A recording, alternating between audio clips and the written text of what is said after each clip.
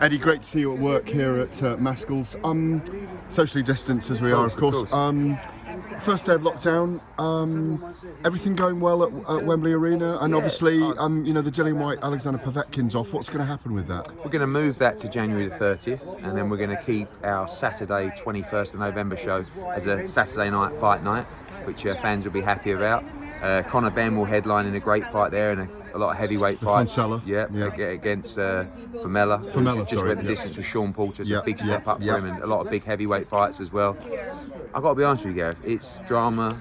We're up against it in every sense of the word, but we're enjoying the challenge. This is a challenge that we will hopefully never experience again, and there's two ways to look at it. You either sulk and moan and shut the doors, or you open your shirt, you beat on your chest, and you say, let's go.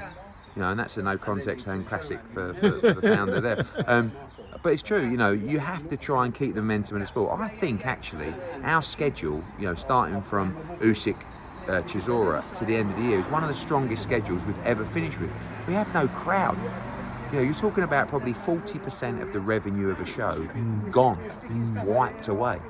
So again, it would have been easy for us to go, look, we're going to lose bundles of money. Let's just relax, do a couple of shows, and just let this blow over.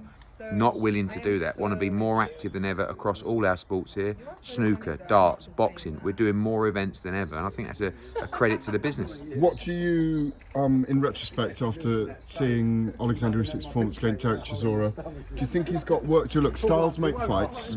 Derek's very, very durable. But what was your ultimate take on, you have a share in promoting Alexander Usyk, don't you?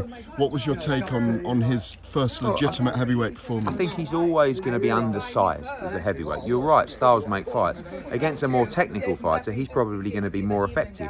Against a rugged, durable brawler like Chisora, it's going to take him a little bit of time to sort of get over that and adapt. What Usyk does so well is, he was under fire for 3 rounds, wasn't he? Just adapted. He didn't start... He was under pressure. But what he did was, he went from boxing off the back foot to actually controlling the middle of the ring and saying, I can't keep doing this because I'm getting walked down, I'm getting beaten up at times. So I need to stand my ground. He hurt Chisora badly in the 7th round.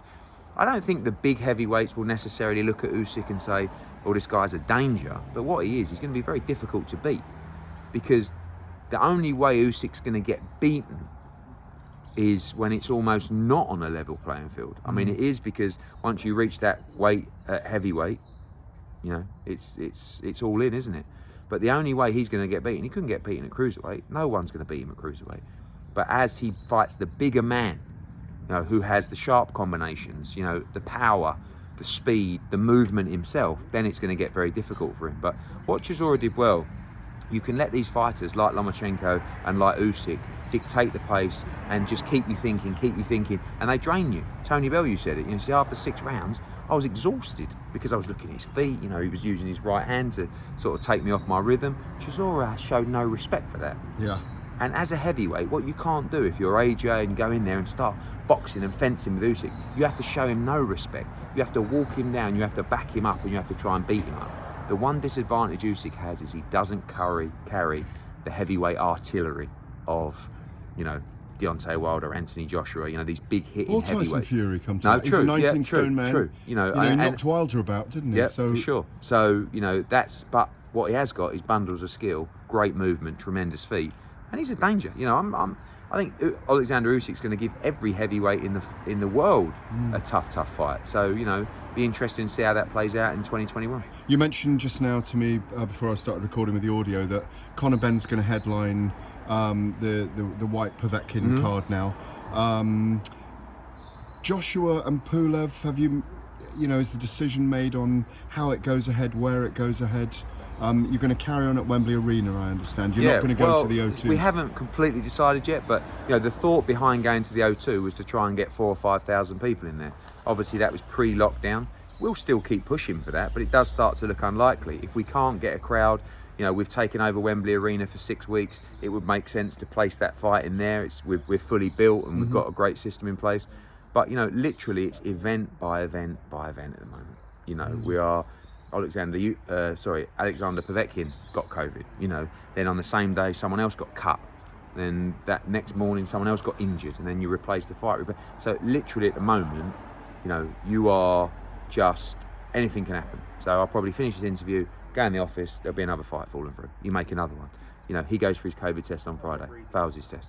You know, we've got a show in Florida this week with Devin Haney against Usyk Gamboa. They all tested yesterday, the entire card negative. You know, it is just, you know, boxing gives you the greatest highs, but it also can kick you in the proverbials at any time. Normally, there is a 5% chance that on fight week, you may lose a fight. Now, there's a 50% chance, you know? So actually, you just have to keep smiling and laughing, because the other day when we had 3 fights fall through, in the end, I just started laughing to myself.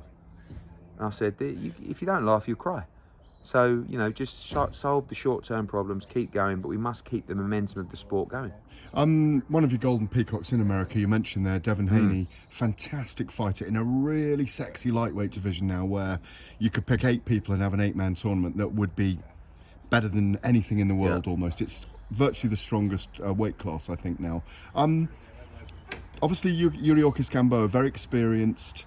He lost Terence Crawford and Gervonta Davis last time out. Is this an opportunity on Saturday for Devin to show his wares, you know, when there's going to be a big audience watching this? For sure. I think that people just presume that Devin Haney is the next Floyd Mayweather, but he's never boxed anyone at the levels of Usyk Gamboa. And actually, last time out, although he damaged his shoulder, he didn't look great.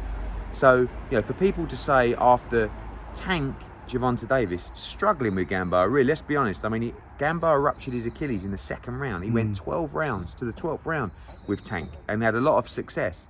I think this is a massive test for Devin Haney, you know, and it's a bigger test because I know Devin Haney. He will want to set the world alight on Saturday. Do you know what I mean? He won't just want to go out there and, you know, get the victory. He wants to make a statement. He wants you and the fans to say, Haney can beat Lopez, Haney can beat Tank, because they're the mega fights in 2021. You know, you got that. You're going to be looking to make those fights with Aaron? Sure, yeah. And with 100%. Yeah. Devin wants some more. Don't forget, Devin was chasing Lomachenko with a WBC till they made him franchise champion. There's 4 kings in the division: Teofimo Lopez, Gervonta Davis, Devin Haney, and the winner of Garcia against Campbell. That's the last king. But they've all got to keep winning and keep making statements. Very tough fight for Luke Campbell coming up against Ryan Garcia, in your view? Great fight. I mean, so many unanswered questions about Ryan Garcia, but loads of questions been asked of Luke Campbell. Although he fell short against Linares and Lomachenko, one of the best lightweights in the world, obviously fantastic amateur pedigree, growing in confidence under Shane McGuigan. It's a proper test for Ryan Garcia. I think a lot of it comes down to how good is Ryan Garcia. You know, Luke Campbell might just wipe the floor with him. We might find he's not that level. Yes, but if he is, then it's a very tough fight for Luke Campbell as well. There's no one on Ryan Garcia's record yet we can truly compare. But you know, it's the same with Devin Haney almost. Yeah. You know, maybe he stepped up a little bit more than Ryan Garcia, but they're both guys that carry a lot of ability, a lot of hype. Now it's time to find out. Final couple of things, Eddie. Obviously, next weekend, the weekend after this, you've got, I think this is, again, you're breaking new ground. You've got Ebony Bridges coming over from Australia, Rachel Ball. You've got Miriam Gutierrez challenging Katie Taylor. Terry Harper. I mean, 3 women, 3 world titles, top of the bill. We're in lockdown. It's at Wembley Arena. There'll be a massive audience online. Women's boxing has grown hugely during the lockdown, and you've been a huge part of that, I must say. Does it please you to be able to put something historic on as well during this time? I don't think I can ever remember. I don't think there's ever been 3 women's world titles. No, I don't think there's been 2. I mean, there probably has been 2, but not very frequently. But this just shows you where women's boxing still got a long way to go. And I've seen a couple of articles lately about, you know, some of the women aren't getting paid as much as the men. It has nothing to do with that. Each fight is based upon the commercial value of each fight. And right now, some women's world title fights have the same commercial value as a good men's British world title fight. Do you know what I mean? So you've got the stars that are earning considerable purses: Katie Taylor, Clarissa Shields, Brackhouse, you know, even Terry Harper going to those kind of levels now. But there's still a long way to go. Next week will show us where we're at. If we what, can with do numbers a big on number, TV? Yeah, I mean, look, Katie Taylor's a huge star. It's pay-per-view, is it? No, it's not normal pay-per-view. Sky. Okay. You know, coming off the back of a pay-per-view event where she boxed Pursoon, you know, in front of a huge audience. If she can help deliver huge numbers for that card, all of a sudden we can move a little bit more to more interest. Because the more interest there is in women's boxing, the better the purses will be, the bigger the opportunities will be. But the distance we've covered in such a short space of time. No, it's extraordinary. I can never remember it being like this in women's boxing. Final thing, obviously, Tyson Fury, you offered up Dillian Whyte to Tyson Fury because Agit Kabayel, certainly when we're speaking now, still has not come forward. We know he's the named opponent for Tyson Fury, and he's got a contract, but he's had it 48 hours in the time we're speaking, and he hasn't sent it back yet. Are you optimistic that Fury will fight the week before Anthony Joshua, and that we will move to this mega fight in 2021 that boxing and the world will want? The reason that we offered Dillian Whyte is because, twofold. Number one is Dillian Whyte's been in camp for 9 weeks. He wants to fight. He's a worthy challenger for the WBC world title. And 100% of the people would rather Tyson Fury fight Dillian Whyte than Agit Kabayel. Right? It's unquestionable. So that's why we put that name forward. Yeah, but 100% of the people probably rather Anthony Joshua fight Tyson Fury right now. That's not happening, is it? We know AJ's fighting Pulev and Tyson Fury's fighting. Yeah. If he's looking for an opponent, fight Dillian Whyte. That's what I put forward. I mean, there isn't one man in the world or woman on the world who wouldn't say, I would rather he fights Dillian Whyte than Agit Kabayel. Do you have any sleepless nights, though, over Pulev and Joshua and it all going wrong?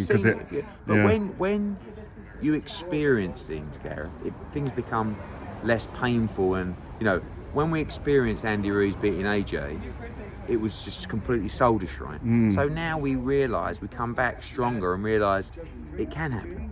If you're not 100% on the ball, you can get beat. So you learn from that experience. And I've seen AJ adapt. All AJ's thinking about is Kubrat Pulev. We know 2021, I'm sure, will bring 2 fights with Tyson Fury. But we can't look at that right now. Pulev is done. Pulev is not Agit Kabayel, right?